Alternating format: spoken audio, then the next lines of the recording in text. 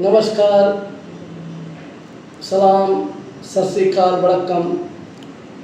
दोस्तों, मैं doctor I P. Shukla, consultant I P. Netralaya Baidhan.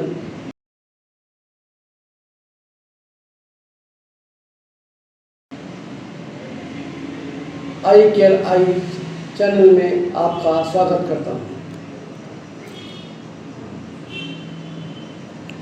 दोस्तों, जो कपल प्रेगनेंसी के लिए प्लानिंग कर रहे हैं या जो कपल जो माएँ प्रेग्नेंट हैं, आज का वीडियो उनके लिए मैं बना रहा हूँ। ये वीडियो का टॉपिक है वो कौन सी 5 घातक बीमारियां हैं जो गर्भ में पल रहे बच्चों के लिए बहुत खतरनाक है। उन 5 घातक बीमारियां को कैसे रोका जाए, उन बीमारियों के होने पर क्या बीमारी बच्चे में हो सकती है, उनके क्या साइन सिम्टम हैं, आज के इस वीडियो में मैं यही आपसे बात करना चाहता हूँ। दोस्तों, जब बच्चा पेट में होता है तो माँ से वो प्लेसेंटा के थ्रू जुड़ा रहता है। प्लेसेंटा वो चीज़ है जो माँ को बच्चे से जोड़ती है और माँ अपने ब्लड के द्वारा बच्चे के अंदर में वो सब कुछ पहुँचाती है जो उसके जीवन के लिए ज़रूरी है। प्लेसेंटा के थ्रू, इसी प्लेसेंटा के थ्रू कभी कभी माँ के अंदर पलने वाले वायरस बैक्टीरिया भी बच्चे में पहुंच जाते हैं और डेवलप हो रहे भ्रूण को, डेवलप हो रहे शिशु को वो बीमार कर देते हैं। बच्चा गर्भ में ही बीमार हो जाता है और वो या तो समय से पहले ही, डिलीवरी से पहले ही प्री टर्म डिलीवरी हो जाती है, स्टिल बर्थ हो जाता है, एबॉर्शन हो जाता है, या बच्चा अगर पैदा हुआ तो महा बीमारी लेके पैदा होता है जिसमें उसके शरीर के सारे अंग करीब करीब इन्वॉल्व हो जाते हैं, जिसे हम लोग कंजेनाइटल डिफॉर्मिटीज, कंजेनाइटल डिजीज कहते हैं। वो 5 कौन से बैक्टीरिया वायरस हैं जो इतने घातक हैं? तो उनका नाम है टॉक्सोप्लाज्मोसिस,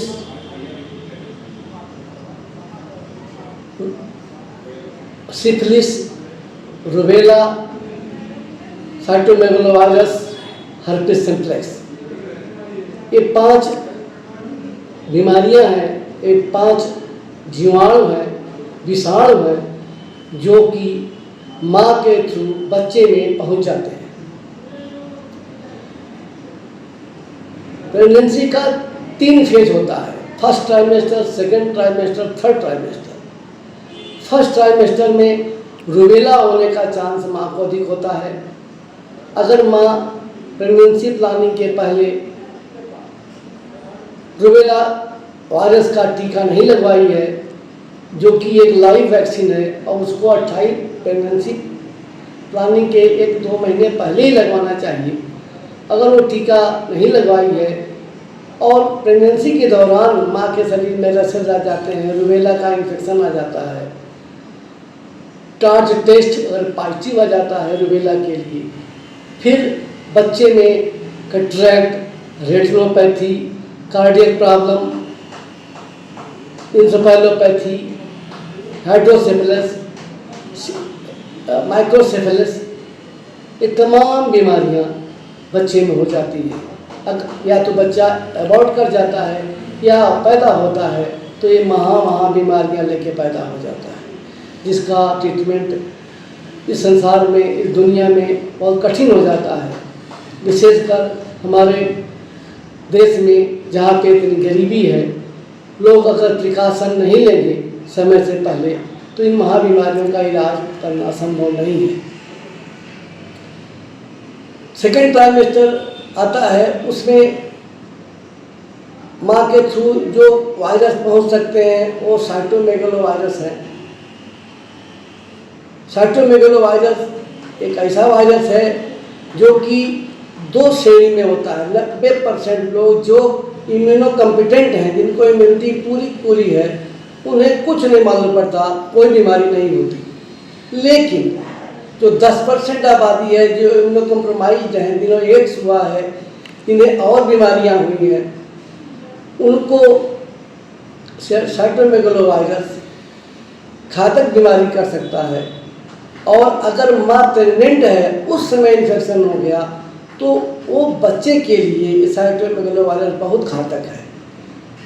वो बच्चे में निमोनिया से लेके, कंजेनाइटल डिफेक्ट से लेके, लीवर, हार्ट, किडनी को से लेके सारे अंगों को डैमेज करता हुआ बच्चे को क्षतिग्रस्त कर देता है। साइटोमेगालो वायरस का टेस्ट भी टार्च टेस्ट के द्वारा किया जाता है। अगर टार्च टेस्ट IgM के लिए पॉजिटिव आता है तो फिर उसमें एंटीवायरल ट्रीटमेंट देके माँ को, बच्चे को बचाया जा सकता है। थर्ड ट्राइमेस्टर आता है, फिर उसमें प्लेसेंटा के थ्रू जाने वाली बीमारी का नाम है टॉक्सोप्लाज्मोसिस। ये टॉक्सोप्लाज्मा गोंडाई के द्वारा होती है और ये उन मदर को अधिक होती है जो बिल्लियों को देखभाल करती हैं। बिल्ली के साथ उठना बैठना है और बिल्ली के सलाइवा, बिल्ली के मूत्र पेशाब से कांटेक्ट में आती हैं, उनके कंटामिनेंट के साथ में आती हैं, तो उन मदर को टॉक्सोप्लाज्मोसिस हो जाती है। और वो टॉक्सोप्लाज्मोसिस प्लेसेंटा के थ्रू बच्चे फीटस के अंदर में पहुंच के बच्चे को सारे अंग इन्वॉल्व करती है। उसमें रेटिना से लेके, ब्रेन से लेके, हार्ट, लीवर, स्प्लीन, सारे अंग इन्वॉल्व हो जाते हैं। और वो अंग जो इन्वॉल्व होते हैं फिर वो पूरी तरह विकसित नहीं हो पाते।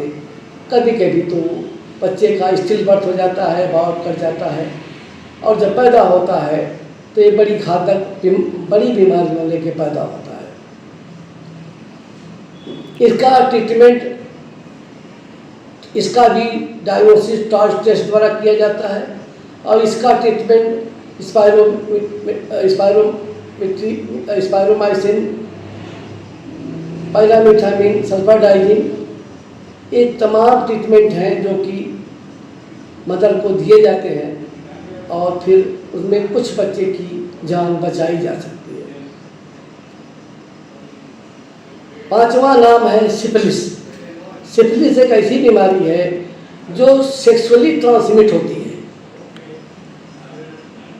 और सेक्सुअली ट्रांसमिट होने में वो इसके 3 फेज हैं। फर्स्ट फेज, सेकेंड फेज और थर्ड फेज। थर्ड फेज में ये इन्फेक्टिव कम होती है,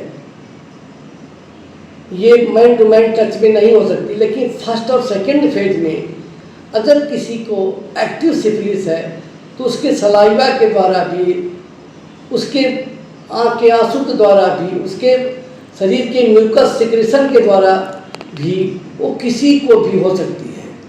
इसलिए इस चैप्टर के संदर्भ में ये बात तो नहीं है, लेकिन मैं सावधान करना चाहता हूँ कि कोई भी आदमी किसी का तौलिया, अंडरवियर नहीं छूना चाहिए, नहीं यूज करना चाहिए। होटलों में भी जाके लोग कभी कभी तौलिया यूज करते हैं तो उसमें फंगल इन्फेक्शन से लेके सिफिलिस तक इन्फेक्शन हो सकता है, क्योंकि एक्टिव स्टेज में पता नहीं कौन उसको तौलिया भी यूज किया है और आपको बीमारी लग सकती है। जो एक्टिव स्टेज में, यही एक्टिव स्टेज में अगर बच्चे के अंदर में ये सिफिलिस के बैक्टीरिया चले गए, ये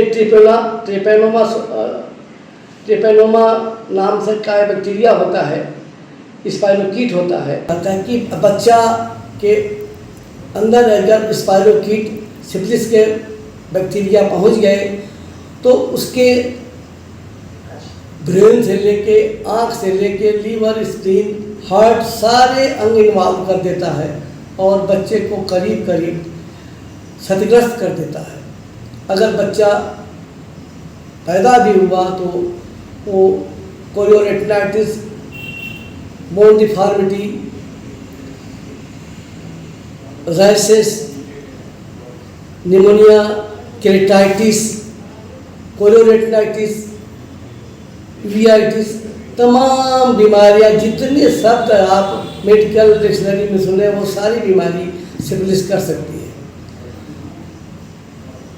इसका भी ट्रीटमेंट बहुत इजी है। इसका ट्रीटमेंट पेनिसिलिन जी है जो आईवी दिया जा सकता है और वो पूरी तरह से ठीक भी हो सकता है। इसलिए जो प्रेग्नेंट मदर हैं या जो प्लानिंग कर रहे हैं उन सबको अपना टार्च टेस्ट करा लेना चाहिए और अगर टार्च टेस्ट पॉजिटिव आता है तो उसमें उसका एप्रोप्रिएट ट्रीटमेंट कंसर्न डॉक्टर से करा लें, नहीं तो आप एक अपंग बच्चे को जन्म देंगे और जो कि आपके लिए, समाज के लिए बोझ होगा। Thank you. यदि आपको मेरा ये वीडियो पसंद आया है तो कृपया लाइक कर लें, सब्सक्राइब करें एवं शेयर करें, जिससे तमाम लोगों को तक ये बात पहुंच सके।